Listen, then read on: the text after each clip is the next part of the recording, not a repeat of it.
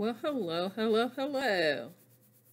I'm putting final touches on this wonderful landscape for Egypt. Yes.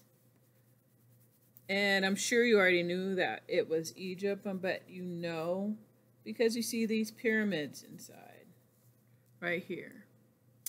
So I'm going to show you how I came up with this, and it's a wonderful landscape. I love that it has the foreground here. The pyramids are in the middle ground, and the background is pretty much just this sky with the sun, just blazing hot sun in it. So this is another episode of Make Art with Mrs. M. I'm going to grab some paper and I'm going to commence to showing you how I did this. Now, the thing that I really enjoyed about this is that I didn't use any pencils. I'm not using markers. I'm just going to use the crayons. I'm going to start with the biggest pyramid right in the middle of the paper. I started by drawing just a triangle. Next, I'm going to add a medium-sized triangle that is sort of tucked behind the big one. It's tucked behind, so I'm drawing it so that this corner is hidden behind that side. And then further over here, I'm going to draw a smaller one, a little space away from the big one. And the reason why is because I'm going to draw this other side of this pyramid. So I add a leaning line. I'm going to do that on the little guy too. And then I'm going to connect by going straight down to connect. Oh, and we have to do the second side on this one, even though we cannot see the base of it on that space. We're going to just draw that line down pretty much in the same angle as we did on the first two. Okay, well, let's see. The next thing I want to do is draw the foreground. So I'm going to add a hill that comes here and one that comes here. There's lots of sand dunes in the desert. There's lots of that going on because the wind blows and the sand moves and it shifts and makes these curvy hills. Then I'm going to draw a line that's going to go behind the pyramids. There. And I didn't make that line perfectly straight because, once again, we're in the desert. Next, I want to add a tree in the foreground. So I'm going to make this tree come all the way down to the bottom of the page. It's going to be the tallest tree on the page. It's going to be a palm. So yes, I used brown and I can go right over that line. I drew it first for the sand dune and it covers it up. Then I'm going to add one here over in the middle ground. It's going to be a medium-sized tree. Then I'm going to add some really small ones off in the distance. There you go. I'm going to switch and get green and add a few of the long leaves that you see on palm trees. So I'm going to put about 4 or 5 of those in the trees that are in the background. These trees in the background are going to be much smaller than the ones in the foreground. So I'm going to add trees in the foreground. Much bigger, right? I'm going to add an additional line here so I can color these leaves in. And I'm going to make this one look like it's sort of behind. There's a little overlapping that happens here, right? Drawing a landscape is really fun when you add parts like the foreground, middle ground, and background, and add objects to make sure that you show distance. There's a great distance between this tree and these two trees, which are in actuality probably about the same height, but because of the distance, these appear to be smaller. So here we go. I'm going to put 5. I'm going to make them a little bit thicker. Yes, some closer. Okay, that one's in the middle ground. Just going to add some bumps there so you can tell that it's sticking out of the sand. Maybe I'll even put a couple of sprigs of plants that's coming out there. All right, these pyramids were constructed of stone, so I'm going to show you how I make the stones. First, I start by making these parallel lines, going straight across on the front face, the one that's facing us, the very first triangle we drew for each of these. Yes. And maybe I can fit one more up there. And at the bottom, at the very bottom, I'm going to make straight up and down vertical lines on this first row. Try to space them as evenly as I can. All right, then the next thing I'm going to do is I'm going to make a mark in between these two and the next two and continue with that idea all the way across. So it's an alternating pattern. So I do that.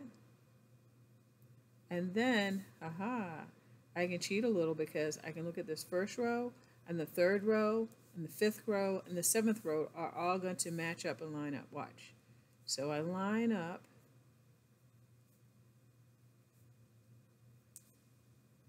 right there.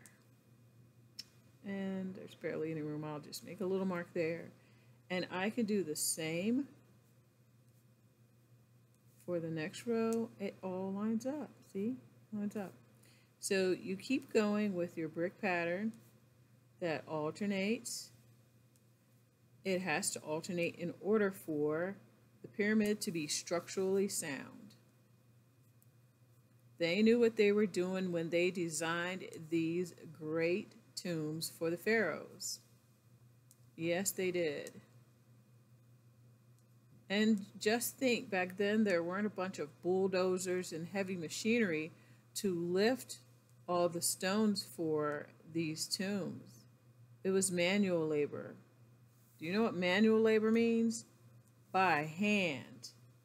It was done just with the strength of the men who were able to pull and lift and slide the stones to their proper place on each pyramid. See, there you go. All right. Well, the other sides do need the same design, but I'm going to cheat a little bit. I'm not going to add those on because I'm going to add my bright sun over in this right corner. This sun is beaming down, blazing hot, scorching hot, and it's going to make shadows come in this direction. So this side of the pyramid is going to be darker. It's going to be the darker side because the sun is not hitting it. Not so much. So I'm just going to make these just darker. Like that. And then I'm going to add the shadows that would come. So there's going to be a shadow that falls this way, and a shadow that falls this way. Oh, even a shadow from these trees. This tree is going to cast a shadow this way. We really can't see the shadow for this tree, but these guys have shadows that fall way down here. You can probably see the tops of this tree. A little bit of its shadow there. And I have two great colors here, goldenrod and yellow. And I think I'm going with goldenrod. And my sand is going to be going to be colored with this, and so are the pyramids. Yes. Yes. I'm just going to color over everything with this goldenrod color because it's the color of the stones. It's the color of the stones on the tombs. It's the color of the sand in this desert. Yes, it is. And I'm going to add some more colors to the foreground area because I want it to look a little different than the middle ground. So I'm going to use more colors to mix in with the sand there. Definitely will. Definitely. It helped a lot not to use pencils for this. I just really believe that. Okay, so I'm going to add a little bit of brown. Maybe I'm going to use this tan. It's a little bit lighter. And I'm going to add it, and I'm going to color in a different direction than I did the first time. I'm going to add it to the foreground. All of the foreground is going to be a little bit darker than what's going on in the middle ground. It makes it set apart a little bit. It makes it show up differently. Yes.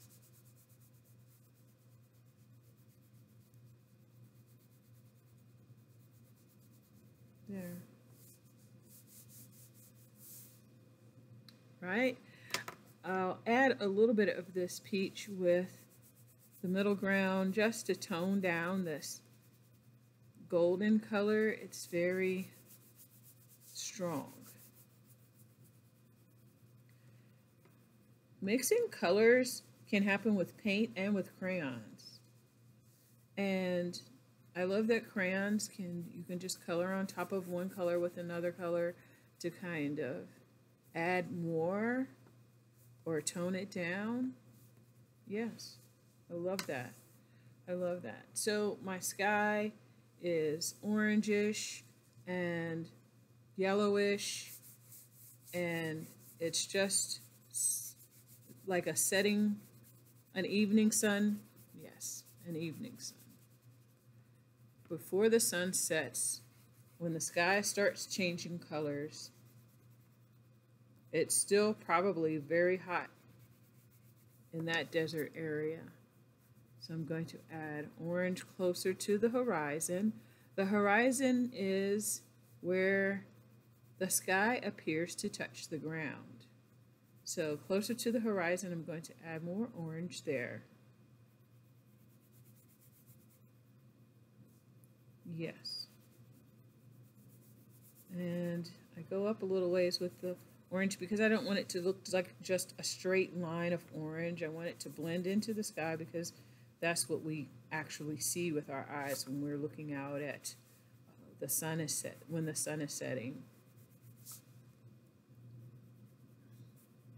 The beautiful thing is, drawing with that brown, I could just color right over it, right around it, like that.